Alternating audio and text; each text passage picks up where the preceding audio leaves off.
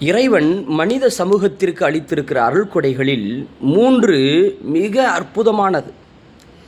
அவைதான் இந்த உலகம் இயங்குவதற்கு காரணமாக இருக்கிறது.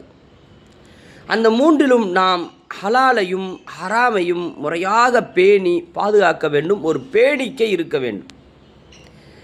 அந்த 3ல் முதன்மையானது மனிதர்களுடைய உடல் ஆரோக்கியம். உடல் ஆரோக்கியம் எவ்வளவு அவசியமானது என்பதை நாம் நோய்வாய்ப்பட்டவர்களிடத்திலே கேட்டு தெரிந்து கொள்ளலாம். அதை நாம் சிறுவயதில் இருந்தே நம்முடைய உடல் ஆரோக்கியத்தை முறையாக பேணி பாதுகாக்க வேண்டும். நல்ல உணவுகள் உண்பதின் வழியாக, உடற்பயிற்சிகள் செய்வதின் வழியாக நம்முடைய உடலை முறையாக பேணி பாதுகாக்க வேண்டும். 2வது அருள்கொடை மனிதர்களுக்கான கல்வி என்று அறிஞர்கள் சொல்லுகிறார்கள். கல்வி ஞானம் இந்த மனித சமூகத்தை நேரான பாதையை நோக்கி நகர்த்துகிறது. இன்று என்ன தேவைப்படுகிறது, மனிதர்களுக்கு என்ன தேவைப்படுகிறது என்று ஆழ்ந்து யோசித்தால் சிறந்த கல்வி தேவைப்படுகிறது. 20வது நூற்றாண்டில் இருந்து 21வது நூற்றாண்டிற்கு மனித சமூகம் பரிணாம வளர்ச்சி அடைகிற நேரத்தில் எதை மனிதர்கள் பெற்றிருக்கிறார்கள் என்றால் பாரம்பரியத்தையா, அழகையா, இப்படி எதை பெற்றிருக்கிறார்கள் என்று பார்த்தால் கல்வியை பெற்றிருக்கிறார்கள் எல்லோரும் என்று பேசுகின்ற பொழுது ஒரு தன்னம்பிக்கையும், ஒரு எழுச்சியும், ஒரு நீதிக்கான உணர்வும், சமத்துவத்திற்கான உணர்வும் பிறப்பதை நம்மால் புரிய முடிகிறது. அந்த வரிசையில் இனியும் ஆழமான மனிதர்கள் தங்களுடைய இறைவனை தேர்ந்தெடுப்பதில் ஆரம்பித்து தங்களுடைய சக மனிதர்களோடு பழகுகிற விஷயத்தில் துவங்கி அனைத்தையும் சரிவன செய்வதற்கு கல்வி மிக முக்கியமானது, அறிவு மிக முக்கியமானது. ஆகையால் அந்த அறிவை தேடுகிற தளத்திலே நாம் பேணிக்கையாகவும் பொறுப்பாகவும் இருக்க வேண்டிய தேவை இருக்கிறது. 3வது மிக முக்கியமானது மனித சமூகத்திற்கான பொருளாதாரத்தை இறைவன் அருள்கொடையாக தந்திருக்கிறார்.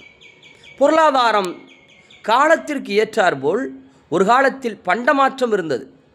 இந்த பொருளை கொடுத்துவிட்டு இனியொரு பொருளை வாங்குவார்கள். இப்படி பல வளர்ச்சிகளை அடைந்து இன்று டிஜிட்டல் மார்க்கெட்டிங்குள்ளே மனித சமூகம் நகர்ந்திருக்கிறது. ஃபோன் வழியாகவே பல 1000 தொகையை இனியொரு நபருக்கு அனுப்புகிற வளர்ச்சியெல்லாம் பெற்றிருக்கிறோம். அப்படி பொருளாதாரம் பொருளாதாரத்தை கையாளுகிற முறைகள் வளர்ந்திருந்தாலும் கூட மனிதர்கள் பொருளாதாரத்தை இறைவனின் கருணையாக நினைத்து அதிலே எந்த ஒரு சந்தர்ப்பத்திலும் யாருக்கும் தீங்கு விளைவித்து விடக்கூடாது.